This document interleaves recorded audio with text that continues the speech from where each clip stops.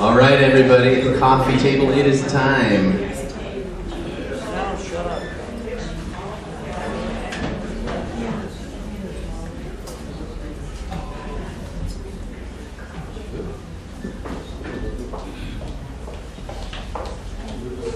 What a well-behaved group this morning.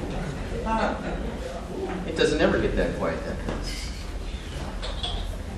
Is everyone in and out of the parlor? Who's here?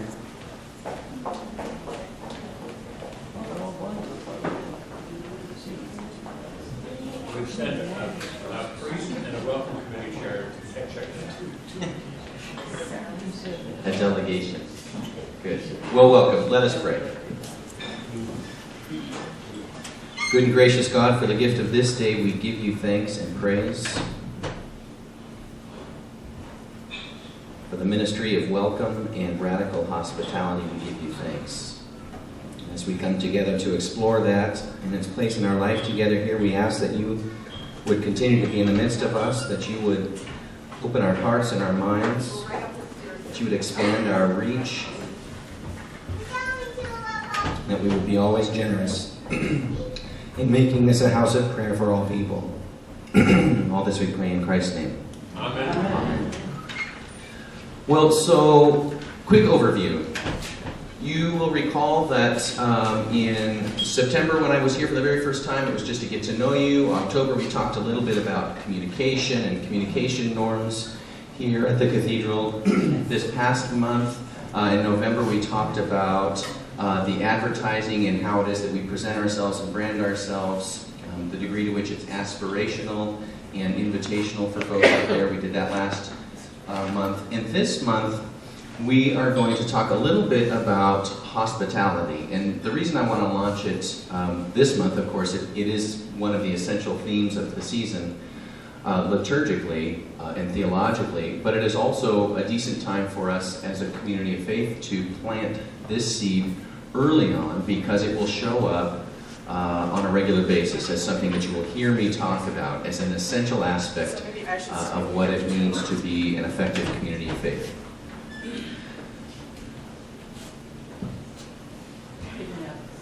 Good, okay. No one's feeling scared to walk across here. So we're going to do this first. We're going to put the first 5 minutes back into your hands. And for 5 minutes, what I'm going to ask you to do is pair up with one person, and we're going to split it even, 2:30 and 2:30. And you are going to share with one another, one person next to you if possible, preferably someone you do not live with or regularly drive with, 2 minutes and 30 seconds. And I want you just to share a story of your very best experience of hospitality. Okay? 2 minutes and 30 seconds. Your very best experience. Here or anywhere? I'm not answering that question. 2 minutes and 30 seconds of your very best experience of hospitality. And go.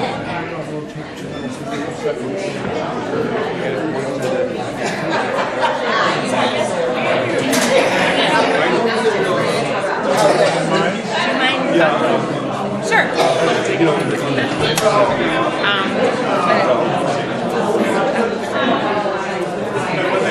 My name is Sarah Nolan.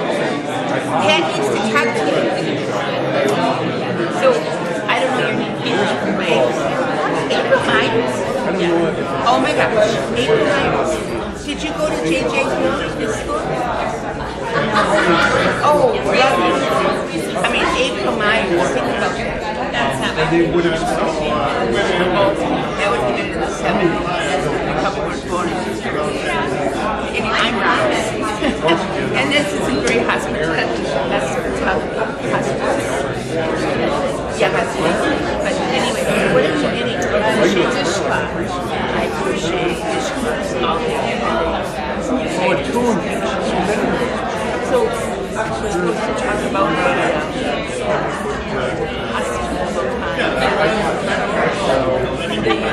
yes.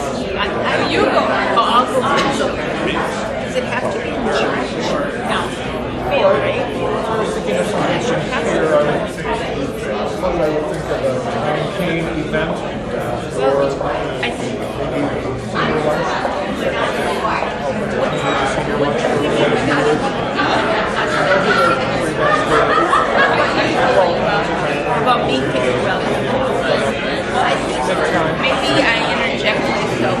very welcome. So maybe I'm not. That's what And I I just thought. think that like I am willing to do You two healthy?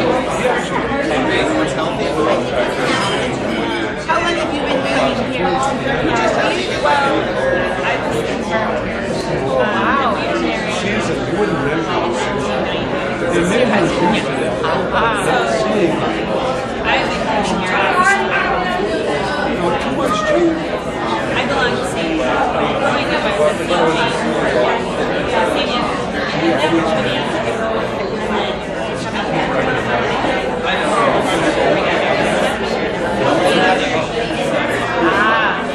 So you've been to some other churches.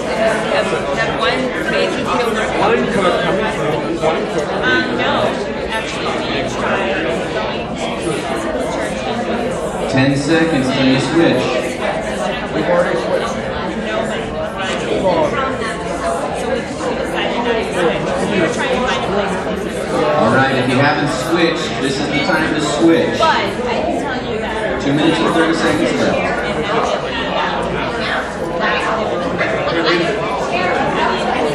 It's like we can rouse ourselves when we need to, whatever. Sometimes I think that maybe people don't want to not be bugged when we go too much. Got a minute. right. I mean, I think you have to watch your body. Some people just like that, and then other people You're right, you're right. And because this place is so big, there's one thing that it may not I'm married now, you know that. I'm married now, so we've kind of known this hard. right. Oh, things got away. That everything's so easy. But if I was walking off the street, I don't know. Because I've been in churches before. Yeah, once probably I stood in 10 minutes, 20 minutes waiting for the confessional, and I'm like, shoot. Trying to catch it because no one even glanced at me. I stood there up on my shoulder, held my tongue. Yeah, so that was not good. I think the knitting part of this church has made me get shit. I don't know how it's going, but there's the church in this country that it's an astounding women. I think I'm the true my heart too. I can't describe it for another. That would be nice. It is fun. We just laugh and talk and we pray a little bit. Nothing is, I don't want to say that. It is, it's not coarse sometimes, but it's warm and loving. So I 30 seconds. because I can't think of any more. It is. Later I'll think of something. I should have told April, where's her number? Do you remember me? We talked.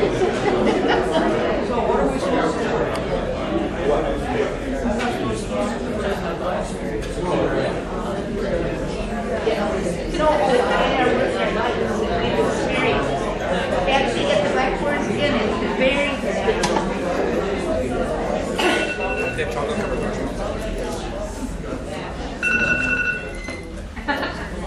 That is it.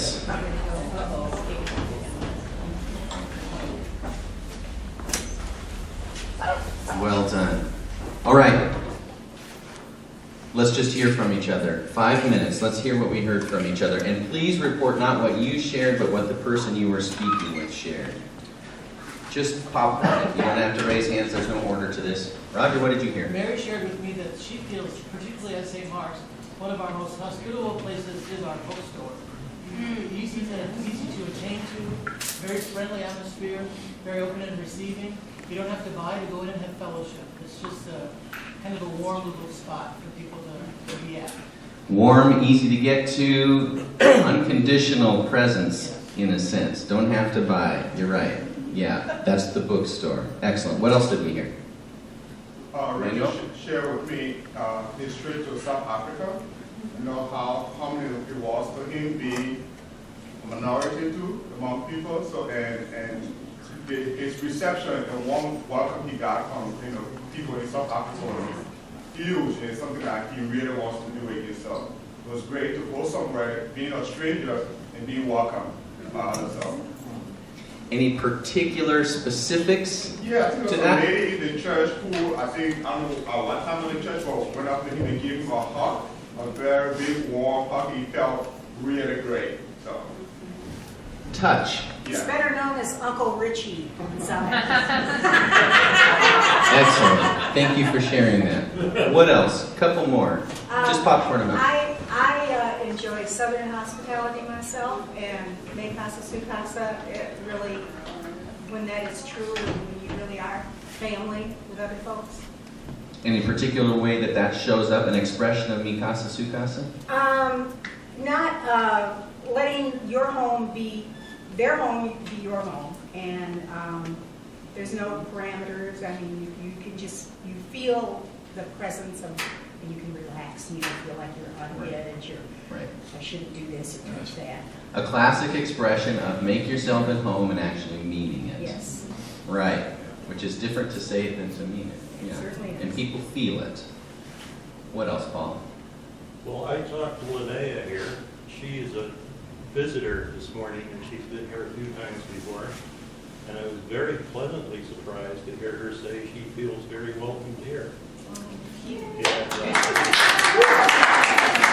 And feels it's a very open, welcoming place. Thank you for the feedback. That's very helpful. Good pat on the back, everybody. What else have we heard? A few more. Well, Oh, one up front and then we'll go to the back. meals at holidays are a really important part. Dana was in college, was working in a place that really needed him on a holiday, on a Thanksgiving, and he was invited over for Thanksgiving dinner. He was thinking this is just going to be a work day, and he was invited over for Thanksgiving dinner, and that was just a marvelously warm part of his holiday, not just work. Absolutely. The sharing of food, inviting folks into our own traditions in a sense, so the traditions themselves even are porous in a way. Richard and then Linda.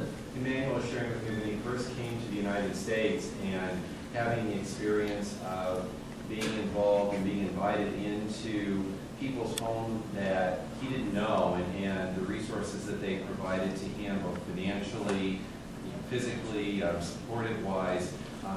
Shortly after being here in the United States, and just feeling kind of overwhelmed at the amount of hospitality and generosity that was provided as he was establishing himself here in the United States as a person here. Absolutely. Meeting folks where they're at, bearing the reality of another person's life, in fact, especially in the midst of transition, grief, sorrow, all those things, and joy. Meeting folks there. Linda? Let's do this as the last one. Triangle of people here, and there was one unique thing for all of us, that it was a one-to-one. It wasn't hearing we were welcomed from the pulpit. It was feeling that some individual person individually said something about you being great, or it was one-to-one. That was the deal. So I owe you $5. Yeah. So perfect segue. In a sense, the reality is that there isn't a purely programmatic way to welcome. That in the reality is it's relational, and it happens at a very flat level on a one-on-one basis. That is to say, we are all responsible for that, right? We are all responsible for the degree to which this is a hospitable faith community. And we're responsible for that at all times. So there's no getting off the hook for that. So why would we do an exercise like this morning? Why would this be helpful to hear from one another about our best experiences of hospitality? Just any guesses? Well, I think Toss them out. This is your time. I think it's maybe, for me, it kind of heightened my sense of consciousness about what hospitality actually means, and Right. perhaps how it can be done better. Sure, bringing it to mind, having other people name it reminds us of when we've experienced or not. Any other thoughts why this is important to review? Well, there's a lots of different kind of flavors of hospitality, and I think all of us have experienced it in different ways, big ways and small ways. So I think it's good to kind of articulate what hospitality we've experienced or in the past. Sure.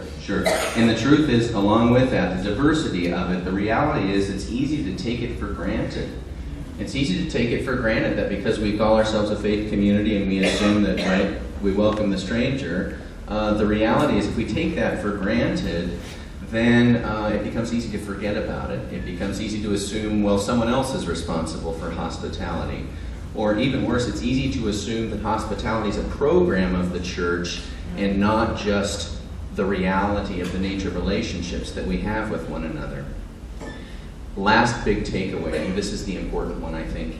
The last big takeaway is to say this is not rocket science, right? This is not hard stuff. Most of us have experienced good hospitality at some point in our lives, and most of us have experienced really poor hospitality. And both of those are good data points, and that's all it is. They're just data points for us.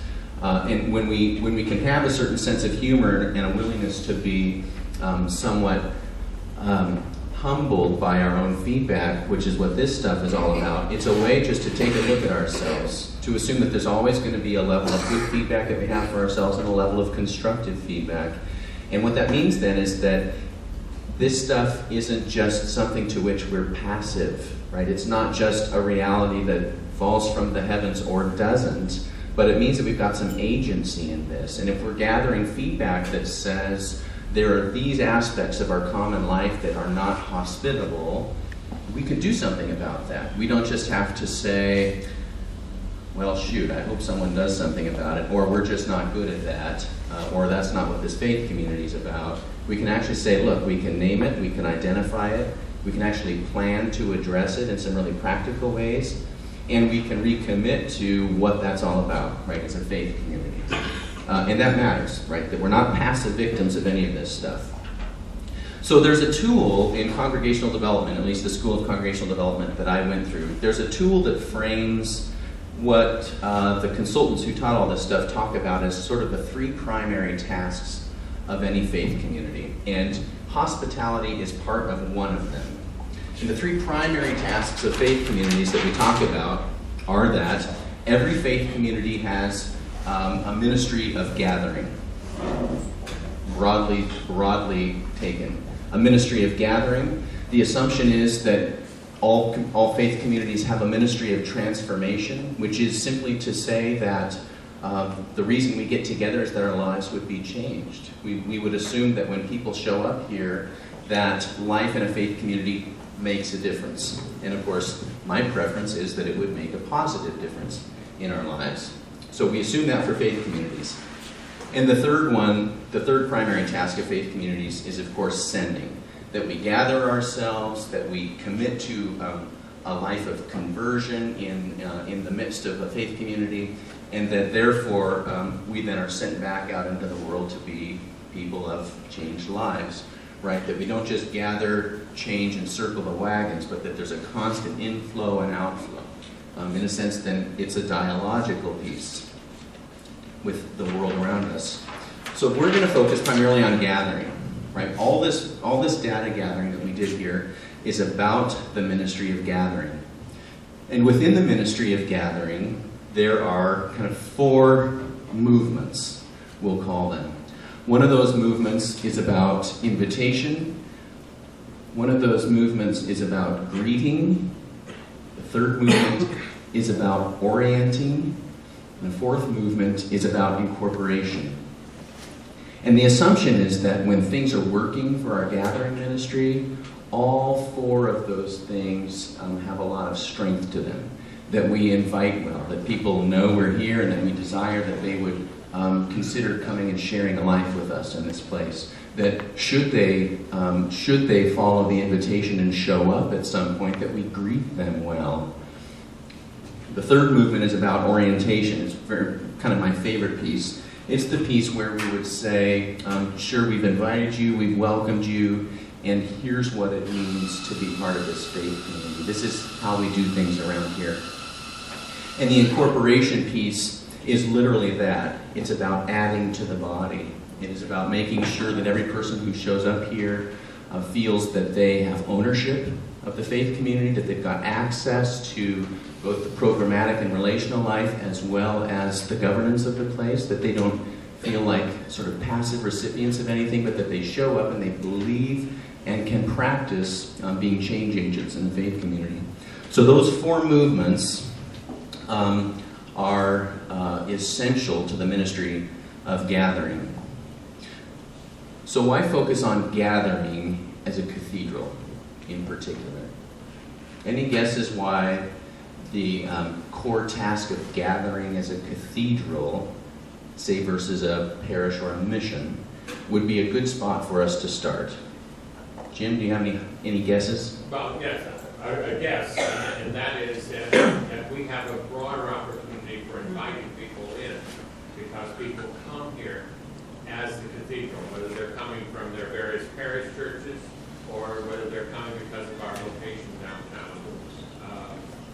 That allows us an opportunity to be more inviting and greeting-oriented. Absolutely. So part of the reality of a cathedral like this is that it is a destination. I've heard that word used around here a lot. It's a destination place. And so in a sense, its circle of sort of audience is larger than, say, a parish community. What else? I would say that we have an obligation to welcome everyone. Say more. An obligation. Obligation as a cathedral to welcome all of the people of the community to come and partake in everything that is offered. Okay. And when you say community, you mean community? The community. Everyone. Yes. Okay. What else? Other thoughts? Molly? I would also offer that it's more of a challenge. It's a bigger place. There's more distance between people and between locations, so it's a bit harder to do here.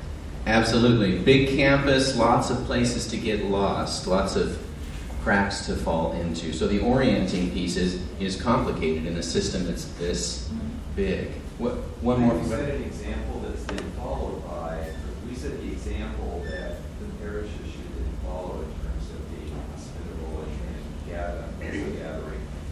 We lead the way, and the parishes would follow. We as the cathedral start this. Absolutely. There's a leadership role in this, and actually leadership role not just in terms of the ecclesiastical system, although it is that in terms of obligation, but we can lead out of obligation and complication. The fact that we're obliged to do this, and we recognize that obligation, and that it's particularly complicated means what a great learning laboratory this is to learn best practices and to share them. You're right. So there's a leavening role that cathedrals can play. And I want to add another piece here, and this is a particularly big one that I'm already having conversation with about several different pieces of the faith community here, that I've got a fairly high regard for the role of cathedral in a diocesan community, right? And so the cathedrals are obliged, I think broadly speaking, to the larger community, but in particular to the diocesan community, that the cathedral is the home church of the bishop. We understand that, right? The chair is right upstairs.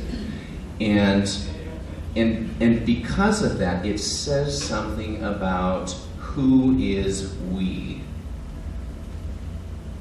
Does that make any sense?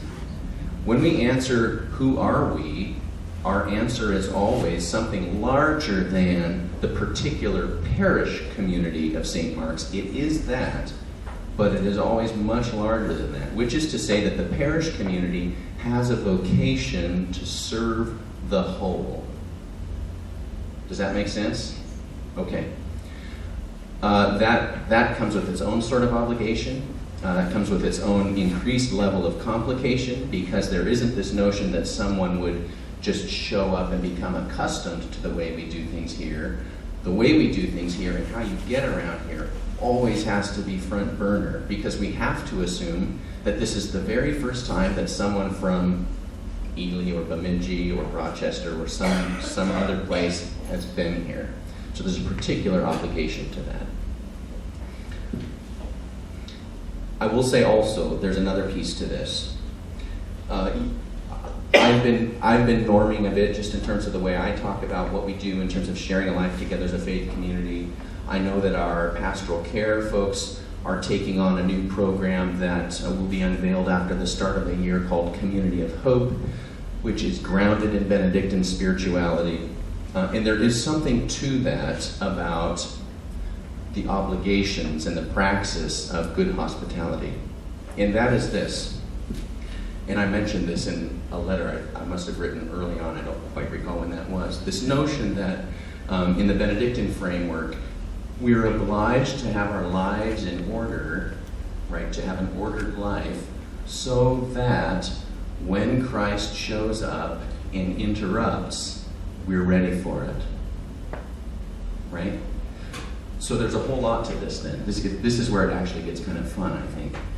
There's a lot of work to be done to do the practical things. For example, like good signage, having people at the doors, making sure the parking lots are safe, well lit, that traffic flow out of the parking lot into the door makes sense, that once you're inside you know how to get to the nave and to the restrooms, that you have people who help get you to coffee hour and connect you face to face with other people. All the programmatic stuff matters. Additionally, the static in the air matters, right? Because people pick that up really quickly. Is this a place that's conflicted? Right? Have you ever walked into a conflicted room? Right? You just feel it, right? Most folks aren't looking for that in a church. You know, I know that I'm not, and I don't think most folks are. In fact, the majority of people who left church will cite conflict just ahead of hypocrisy, but they're somewhat related.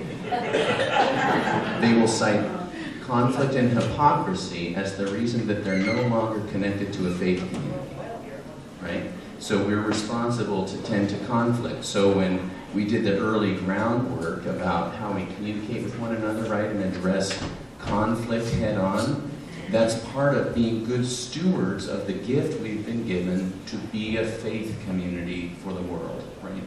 So part of that means we do the hard work of addressing conflict, right? So that we clean up some of the static. Some of the other static that sometimes shows up in a faith community is static that's of a really good nature, right? So you can't actually have too much of a good thing. Like, for example, there can be too much program. It's possible that there can be too much program in the life of a place, so that if someone's trying to answer the question, what do I really need to do this year? Like, what do I really want to work on? And they get a list of 40 different options, it can be overwhelming, right? They call this the tyranny of choice, right?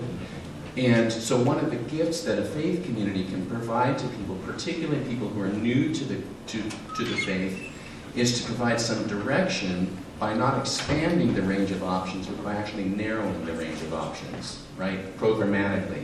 And we've got this wonderful gift of a liturgical cycle, right, over the course of a year that can help us frame how and when we do things, that we don't anymore really expect very many people to commit to anything more than about 4 weeks at a time.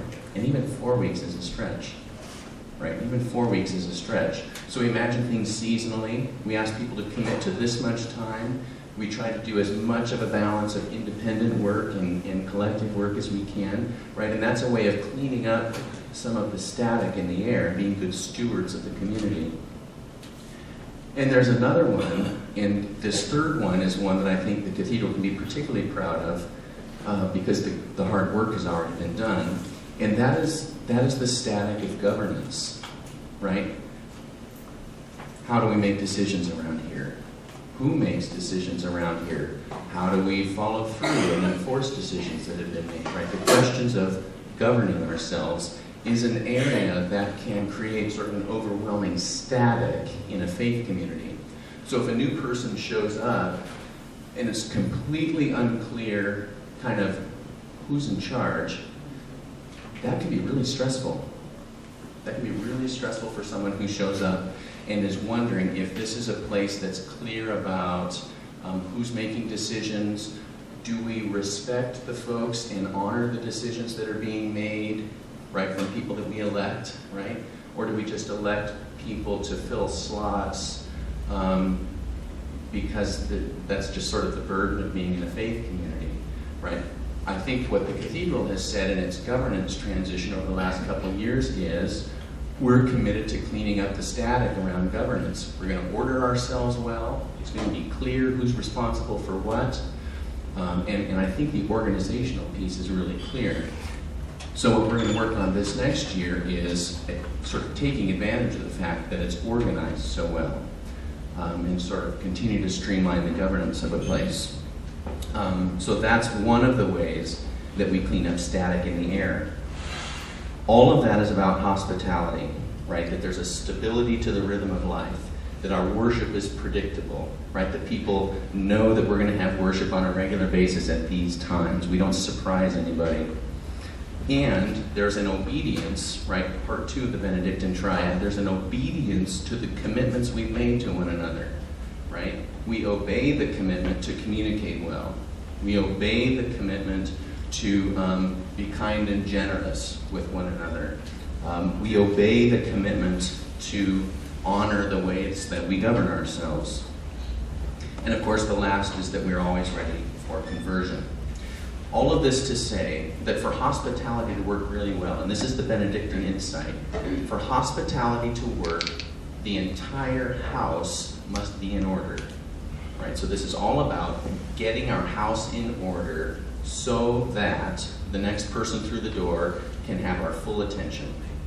Right? If our attention is given to internal conflict, if our attention is given to running off to the next thing because there's just a busyness to the place that disallows us from being attentive, if somebody shows up and we're too busy with meetings of any sort and we can't set that aside to have the next person be the priority, that names a pinch in the system that's worth addressing. So I want to take a look really quickly at the data that we gathered and see if based on that we can name any hunches. So let me ask this. What do folks see, if anything, on this sheet? Does anything just jump out? Our Mary? online presence is great. Say that again? Our online presence is great. Right? But yet, There's some unanimity there? when they get in the building, they can't find their way around. Okay. So there's some unanimity here. Yeah. Okay, so we can communicate with them in cyberspace, but when they show up here, there's maybe a little breakdown to look at. Any other insights from any of this? And just throw out hunches, just guesses. Well, I would just say that the last one is very true. As a new person, I spent the first 4 weeks barely able to get my kids to Sunday school, and I would just hope I would run into Mary or Betsy or Jim or somebody I knew, and I didn't have to look like an idiot and say, I know I've already been here a couple times, but I still can't figure out how to get my kids to childcare. And now it seems so normal. I mean, I'm already to the point where now I get it, and it's like I've almost forgotten how lost I was as a new person. Right. So I was hoping I could be part of helping with science before I crossed over. Now I think I've officially crossed over, so knowing my way around, I needed to stay back with the lost, maybe. But anyway, I just wanted to add that. It's so true. Excellent. And really good insight about how quickly it is that we come to, in a sense, co-conspire with things as they are.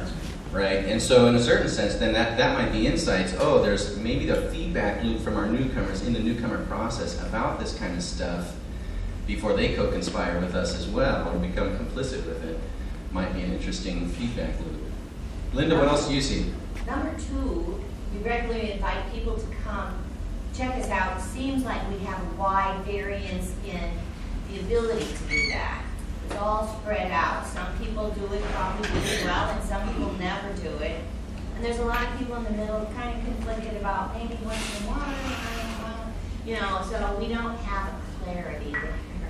Right. And I think that's fair to name. Yeah, we're just inconsistent about it. So perhaps it just means some folks do it well, some don't, and it just isn't a stated commitment of the faith community that we regularly invite people. We could help. Sure. We could help that. Absolutely. Helpful feedback, even in the middle. And maybe part of what Linda's saying is that we're unsure whether or not we have an obedience to invite. A few years ago, as part of stewardship, there was a push to say, we'll not only pledge money, but we promise to invite 4 people to some event, or 6 people, or whatever. What's your pledging? No, that bordered on proselytizing. Never got anywhere. And there was a tension there about invitation, and that is one of the first of your 4 on the board there.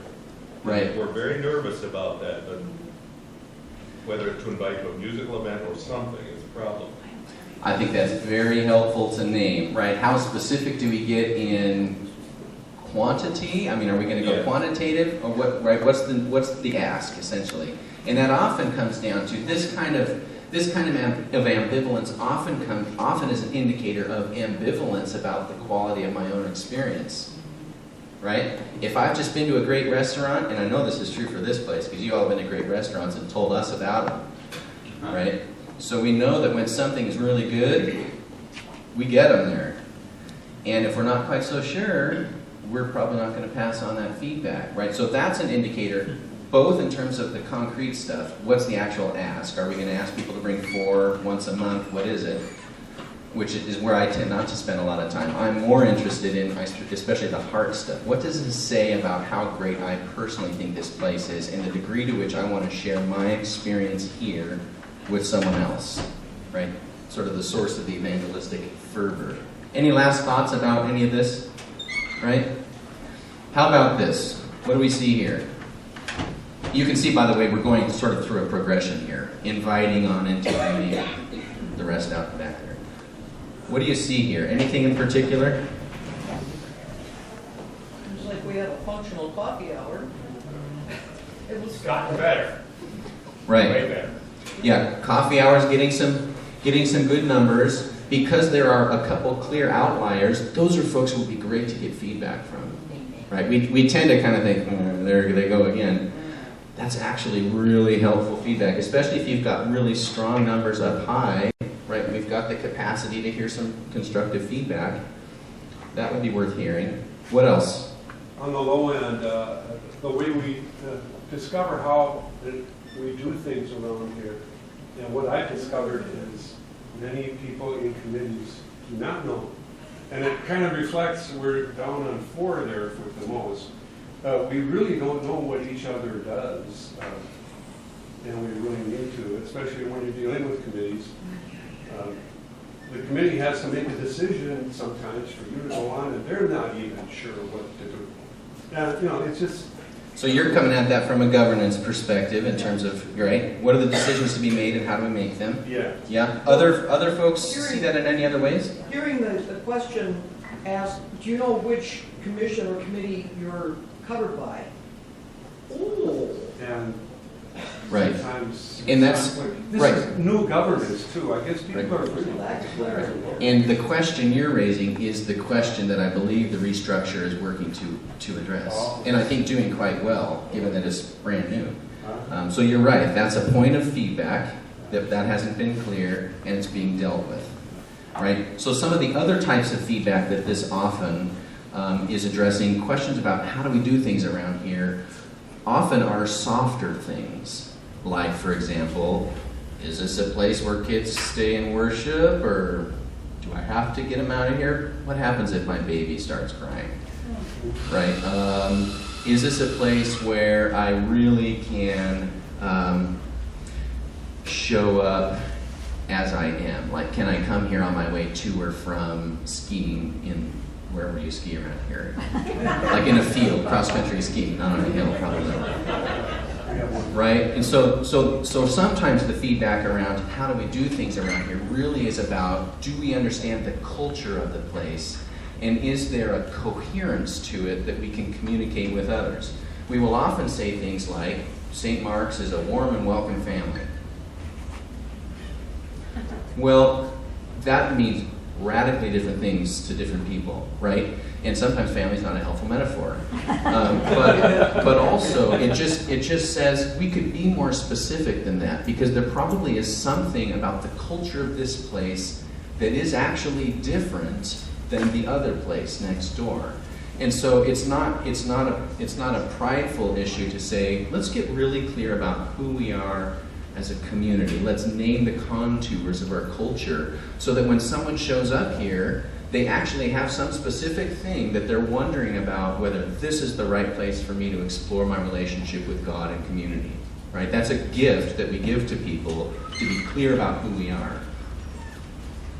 Jim, hands still on that? I was just going to comment that saying that we're a family is kind of a dangerous thing, because families are the most closed system that we have in society. I just asked any daughter-in-law, and it is not a good metaphor for churches. When you do that, you are really, I think, sending the message that this is going to be hard for you to get in. Correct. Yes, our language absolutely matters. Linda? And the GLBT family is a family that's been discovered and found and sought, and it's not, it's not the family that, that word is loaded, I'm just saying that. All groups. Couldn't agree more. Norwegians. So here's an interesting one. What do you make of this? Our values are obvious. Our community values are obvious in what we give our time and attention to. What do you make of that feedback?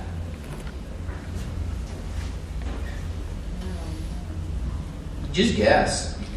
Just popcorn it out. No one's going to get her ambivalence about it. What else? Transition. We're maybe in transition. Michael? Lack of focus. Some lack of focus. Okay. What else? Other thoughts about what? Just hunches. If you were to say, this is telling us this about ourselves. Was it a year ago or this year? I think that's timing is a question. What did we answer? Well, today? That's right. Yeah, maybe it's worth a follow-up conversation. What time frame are you answering for? And we can do that. Data points invite that. It might be a matter of also our leadership to emphasize, repeatedly certain values that we should maintain. Ah, correct. So it may be that there's a role for leadership, is to focus and to reinforce. Now, of course, the whole body would have to agree that that's one of the things we want our leaders to do, which in the mainline church, I don't think we have consensus on that. So that's not a problem. I think it's just the reality. We would have to decide if we want our leadership structure to do the stuff that we're talking about here. Seems to me we have to communicate our values and we have to communicate where we're sending our time and attention. We have to say, hey, we do this because we think this is important. Yeah. Not just there's a group of people who do it, but the rest of us think it's important. Right. Absolutely. It may just be connecting all the great stuff that is happening with a narrative that helps make sense of it all. It could just be that. My suspicion is, because there is a lot going on, that it's probably a little of all of the above. So last sheet over here. So any hunches on any of these three things? What do you see? Molly? We're new, and we were just over here, couple whispering, that it seems that the ambivalence or the middle ground here directly correlates to the previous thing. So if you're unclear about what's expected, are you expected to invite? What does that mean? What does that look like? And therefore, then when people do come, how do they get involved? What does that look like? What are the expectations and the pathways to get in? Man, you closed a loop there, dude. We closed a loop. So seeing some direct connection between lack of clarity about what it means to be a member in terms of expectations and some of the other ambivalences we've seen. That was helpful. I was just going to say the middle ground in there really speaks to the values and what you give your time and attention to over there. I think those are connected as well. So if you're not sure what's expected, if you're not sure how to make a difference, all of those things, then maybe that's an issue about communicating values too. Right. Right. If we're unclear about how to get connected, where to put our time and energy, how to make a difference, it may well be that that's not just an issue sort of on the back end of the corporation. It may well be that that is showing up on the very front end at the invitation, right? And so it may well be that that whole loop of inviting, greeting, orienting, incorporating comes together, right? Which is why I love the orienting piece. If we don't know who we are, we're going to struggle to know how to invite anyone to it or how to incorporate anyone into it, right? Which is why we often do greetings so well. Now, by which I mean we tend to, well, let me say we don't necessarily do it well. We do it actively, right? The sort of classic puppy jumping up on somebody and licking them to death, right? So in the sense, there's a lot of energy that goes around greeting, but often at the expense of inviting and incorporating. And I think that is because those are harder work. Any last comments about this? Erica? I think what I've experienced a little bit in my life in the church is that churches tend to kind of play it safe, a little bit in the middle of the road. It's harder to take risks. We don't want to upset this person or this group, so we're not going to make a change. We resist change because it's just a little bit safer to stay here. And when I look at a lot of the answers where it's marked, there's a lot of safety right there in the middle. We don't have to go out on the limb to say disagree, go out on the limb to say agree. And I just think that's somewhat of a metaphor for, I think, how the church, and maybe even specifically the Episcopal Church, operates sometimes in that safety zone. And we're very polite, and you all are very polite people, some of the most polite people I've ever met. And so it's like, we're really safe, like right in here. And so sometimes I think we shoot ourselves in the foot as a church because we struggle to take that radical risk for whatever it might be, to take on the new thing or whatever. But that's just kind of, I see a lot of safety a little bit. But Did everyone catch that? yeah. Helpful. Well, and the Minnesota Nice thing, I don't know how you feel about it, but the truth is sometimes, to be honest about ourselves, can feel like a violation of that, right? And so in a certain sense, I'm inviting us to sort of some openness here, some radical openness to name the truth about ourselves, which there's nothing not nice about that. It's actually very nice because in a certain sense, it's curative, right? It's curative to name the truth about ourselves. If we don't know what's being diagnosed, we aren't going to know what the solution is. So that's what this is all about, is increasing that capacity. Couple last thoughts. Along with that, I was raised via media. You know, you don't go too far in either direction, you just sort of take a middle road. And that's what the history of the church has been so much. Correct. Trying to follow a middle road. Right. Find the middle road, which sometimes can be confused as being all things to all people. So my suspicion is if we've got a radical growing edge, that's probably it, is giving ourselves permission to claim an identity that's something specific, right? Because all the feedback around ambivalence we've got here suggests that we don't know who we are yet, and therefore don't know what we do because of who we are. So part of our work together as a faith community is to agree we're going to do that work, which sometimes means saying some things that we're not. Right? And often we've gotten better at saying what we're not than what we are. So we're going to put some work into that. Well, one of the risks of that is our invitation on our sign, wherever you are on your spiritual path. Does that mean we're anywhere along the spectrum? Or do we have a focus?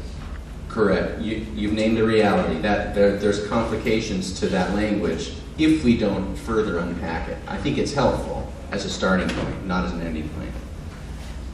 What else? Couple other comments?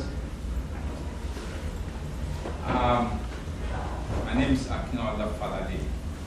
Thank you for meeting for the first time. Good to meet you this morning. Thank you.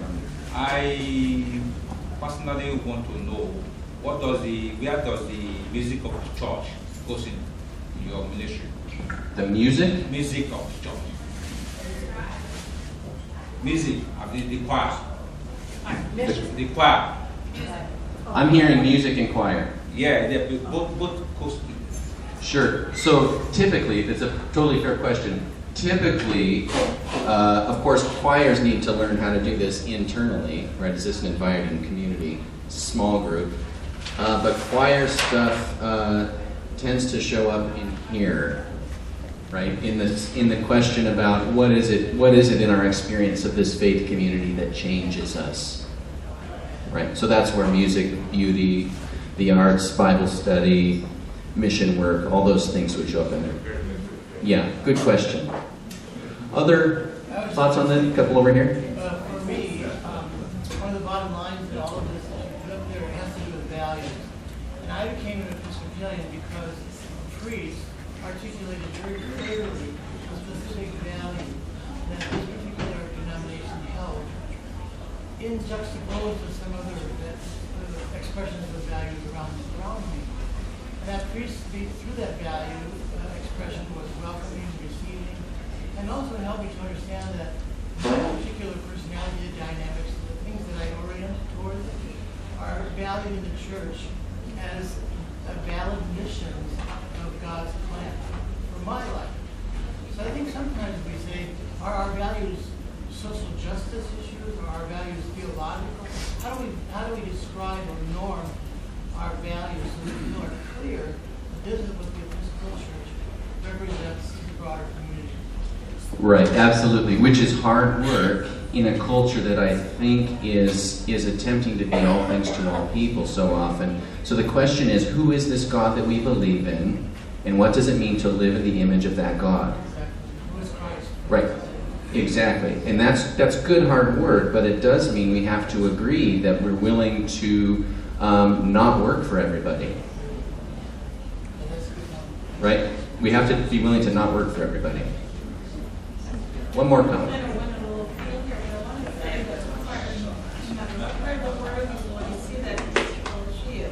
On the bottom it says, the Episcopal Church welcomes you. Every language, every place I've been, and we need to remember this.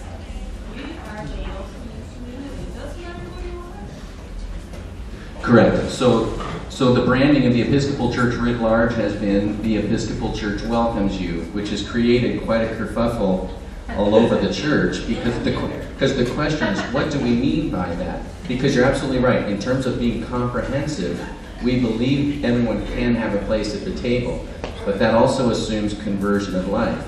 So, for example, in our communication conversation, we agree everyone may be welcome here, but that doesn't mean all behavior is welcome here, right? And so, in a certain sense, the gift to any individual is to say, this part of the body is sufficiently differentiated and clear about who it is, and therefore who it is not, that if you say yes to it, you will absolutely know what the implications of that yes are, right? So that the welcome is a starting point, not an ending point.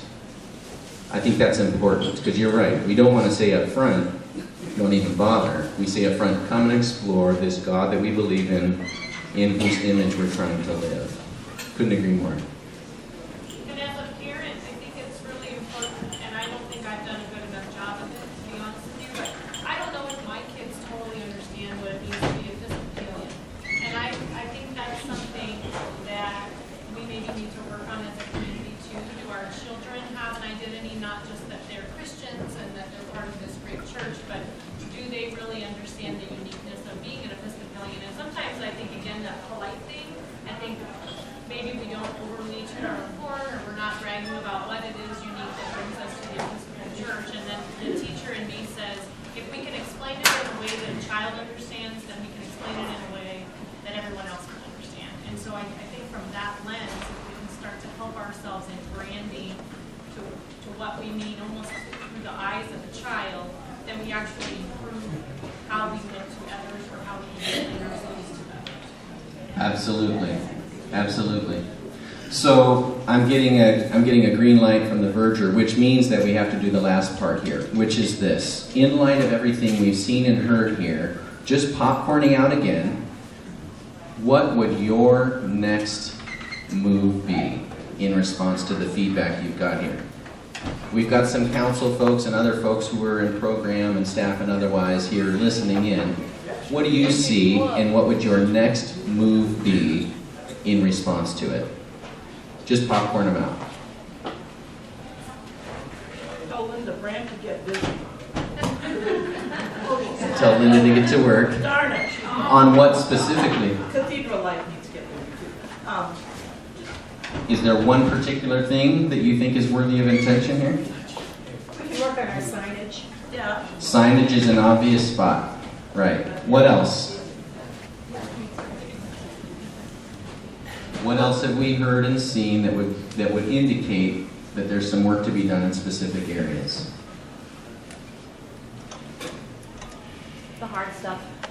The hard stuff. I heard something like clarification and communication of values. What else? If we do hospitality well, as outreach, we get the opportunity to define ourselves as faith community. Right, exactly. You will know us by the fruits of our actions, right? Well, if we make you welcome, we'll have time to, off of what you're saying, instead of like maybe being able to condense it in a sentence or two, but have the opportunity of an extended opportunity to show them this is what our faith community believes. Right, absolutely. This is what we believe because this is what we do. And oftentimes, as a social worker, my assumption is that thinking is often changed primarily through behaving differently. And so what we do will inform what we think, which is actually very Episcopalian, right? Praying shapes believing. So I have to run. I know that we haven't wrapped anything up neatly, but I hope that this has at least been helpful because it's pointed out a couple things. One, there's some practical things that we can do immediately. And two, there's some long-term conversations to have about who are we really, and therefore what does that mean, right? Which is the conversation of every faith community right now. Thank you. Have a great day. See those of you in worship will be there. Don't forget, if you're heading out, Evensong or Lessons and Carols tonight at 5.